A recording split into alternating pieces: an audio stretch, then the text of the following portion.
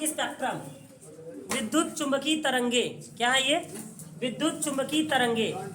तो सबसे पहले इन तरंगों को हमें याद हो जाए, इसके लिए सबसे पहले हमें ट्रिक की जरूरत होगी। किसकी जरूरत होगी? ट्रिक की। तो इस ट्रिक में आपको दिखाई दे रहा है गाड़ी XUV इन माई रेंज। गाड़ी XUV एक गाड़ी होती है महिंद्रा की, वही वाली गाड़ी आप याद रख लो, गाड़ी XUV इन माई रेंज। ठीक है।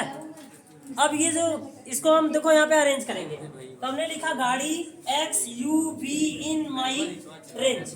तो गाड़ी मतलब गामा रेस, गाड़ी मतलब गामा रेस, एक्स का मतलब X rays, ultraviolet rays, visible rays, infrared, M for microwave और आर फॉर रेडियो वेव। ठीक है ना, जो रेंज है वो क्या हो गया? Radio wave. ठीक है। अगर इसमें देखा जाए तो अगर पूछा जाए कि बता दो विद्युत चुंबकीय तरंगों में, इलेक्ट्रोमैग्नेटिक स्पेक्ट्रम में कितने वेव होते हैं और कितने रेज होते हैं, तो देखो इसमें 1 2 3 और 4 क्या होगा इसमें? रेस, और 3 क्या हो जाएंगे इसमें? 3 इसमें वेव हो जाएंगे। ठीक है। तो टोटल 4 रेज और 3 वेव होते हैं इसमें। ये भी बात आपको पता होना चाहिए। अगर ये सीरीज आपको याद है गाड़ी XUV इन माई रेंज की वजह से, ये जो ट्रिक है उसी की वजह से आपको सीरीज भी याद रहने वाली है। और सुनो, एक इसमें होता है विजिबल रेज। क्या होता है? Visible raise. तो विजिबल रेज कितने होते हैं? विजिबल रेज को हिंदी में दृश्य प्रकाश बोलते हैं। क्या बोलते हैं? दृश्य प्रकाश। तो दृश्य प्रकाश जो हमें हमारे ह्यूमन आईज से जो विजिबल रेज हैं वो 7 कलर की रंग होते हैं। कितने की कलर की? 7। जो ह्यूमन ब्रेन जो रंग को पकड़ पाता है, जो देख पाता है, उसको बोलते हैं विजिबल रेज। जो विजिबल होते हैं रेज, जो विग्योर में आपको नजर आते हैं, जो इंद्रधनुष में आपको नजर आते हैं, वो रेज कौन से होते हैं? Violet, indigo, blue, green, yellow और ऑरेंज और रेड। इसका ट्रिक तो आपको पता है, विबग्योर। क्या नाम है इसका? विबग्योर तरीके से आप सारे कलर्स को लिख सकते हो। अब यहाँ आपको बताना होता है, एग्जाम में पूछा जाएगा कि किस वेव की या किस रेज की तरंग दैर्ध्य सबसे ज्यादा है, वेव लेंथ सबसे ज्यादा है, और किस रेज की फ्रिक्वेंसी सबसे ज्यादा है, यहाँ पूछा जाएगा। तो आपको पता होगा कि जब हम इस जो सीरीज दिखाई दे रहा है गाड़ी XUV इन माई रेंज का सीरीज जो दिखाई दे रहा है, अगर हम ऊपर से नीचे जाएंगे, कहाँ जाएंगे? ऊपर से नीचे, गामा टू हम रेडियो वेव तक जाएंगे, तो यहाँ पे वेवलेंथ क्या होगा? ज्यादा होगा। वेवलेंथ क्या होगा? ज्यादा होगा।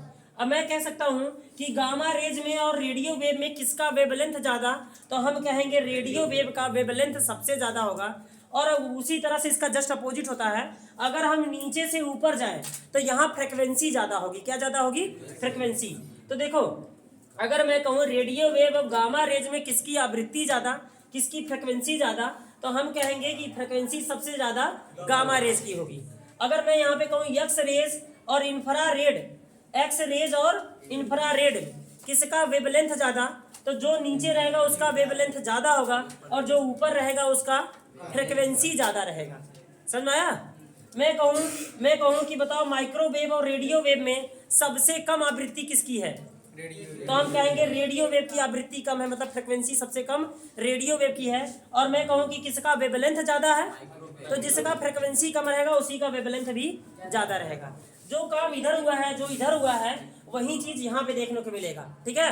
कि यहाँ अगर यहाँ से पूछ दिया जाए कि बताओ वायलेट और ब्लू में किसकी फ्रिक्वेंसी ज्यादा, तो हम कहेंगे वायलेट की फ्रिक्वेंसी सबसे ज्यादा और ब्लू की फ्रिक्वेंसी सबसे कम।